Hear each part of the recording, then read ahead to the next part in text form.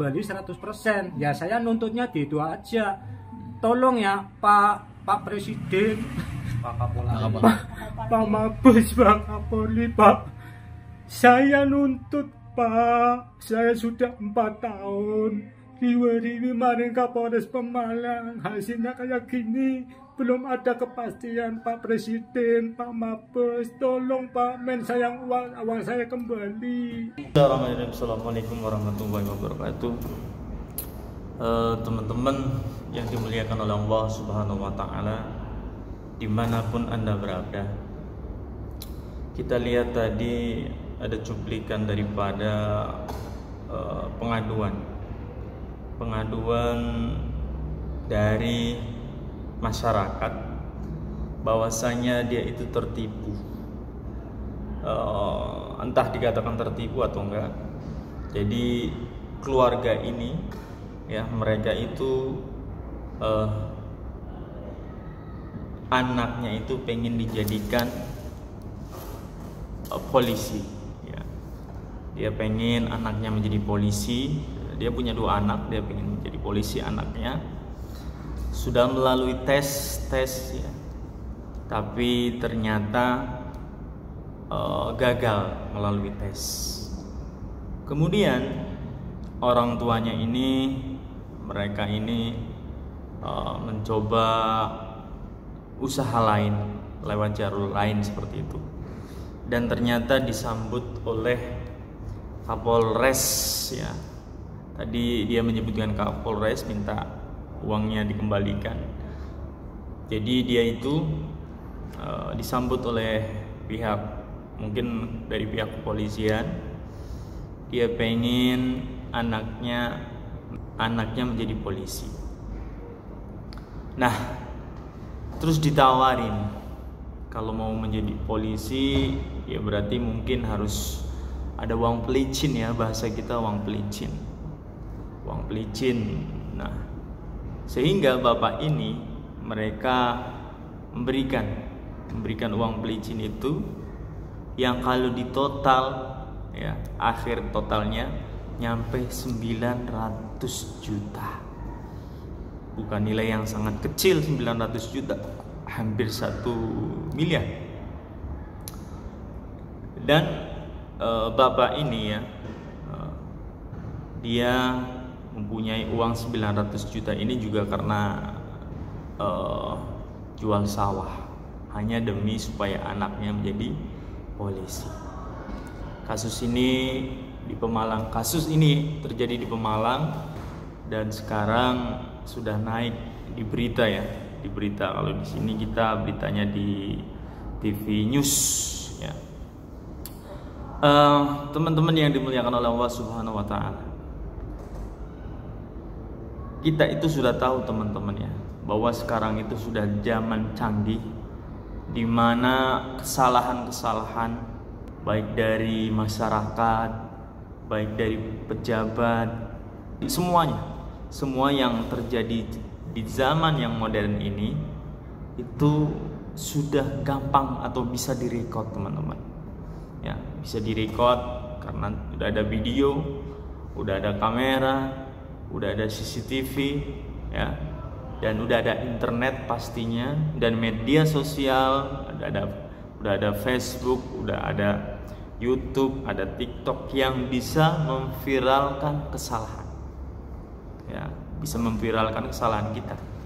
Siapapun dari kita, kesalahan kita bisa diupload dengan mudah di media sosial.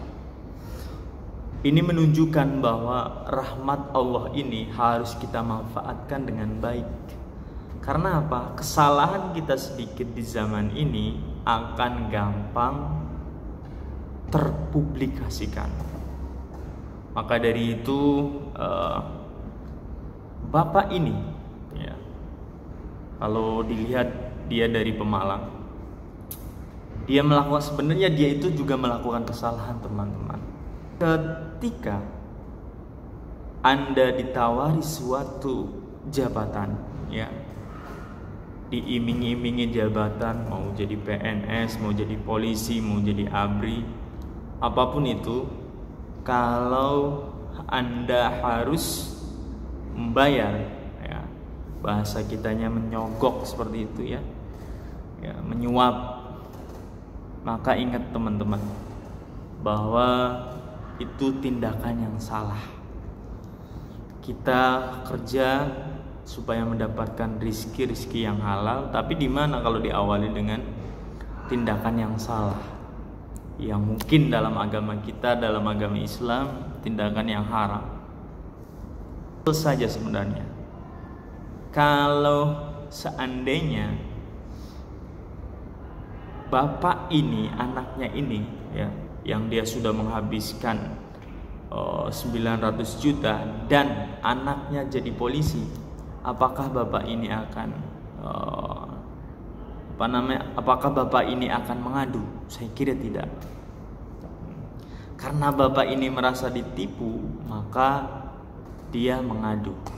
Nah, kemudian ada media sosial yang mengupload curahan dia, aduan dia, terjadilah berita seperti ini.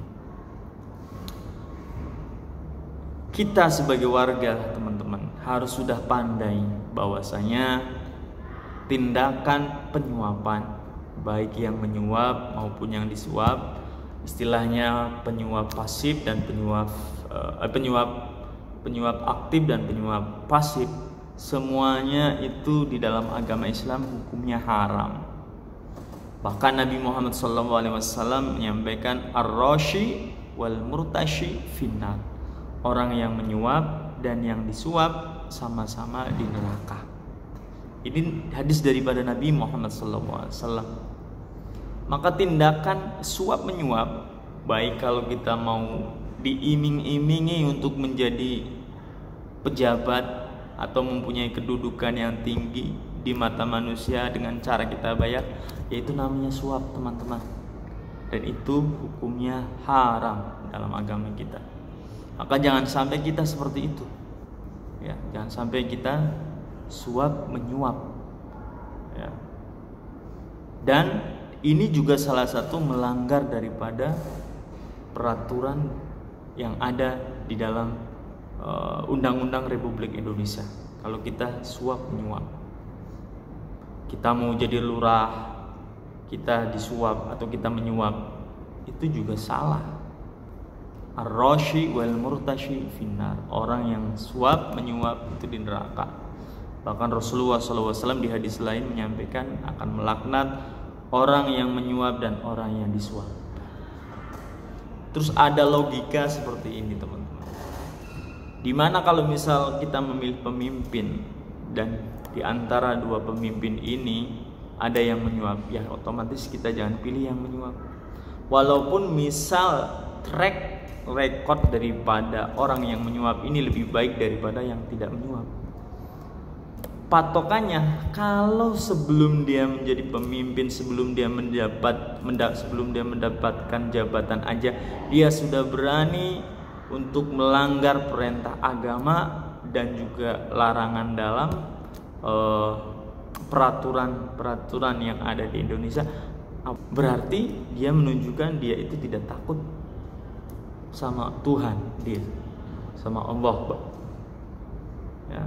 Jadi stop, kita masyarakat jangan mau lagi untuk menyuap untuk mendapatkan jabatan ataupun disuap.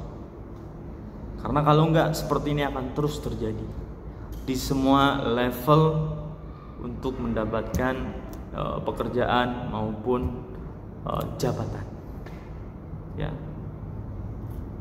kabarnya ya mudah-mudahan Bapak ini mendapatkan jalan yang terbaik, dan mudah-mudahan bisa menjadi pembelajaran buat seluruh instansi yang ada di dunia, seluruh instansi yang ada di Indonesia, untuk memperbaiki supaya tidak ada lagi suap menyuap.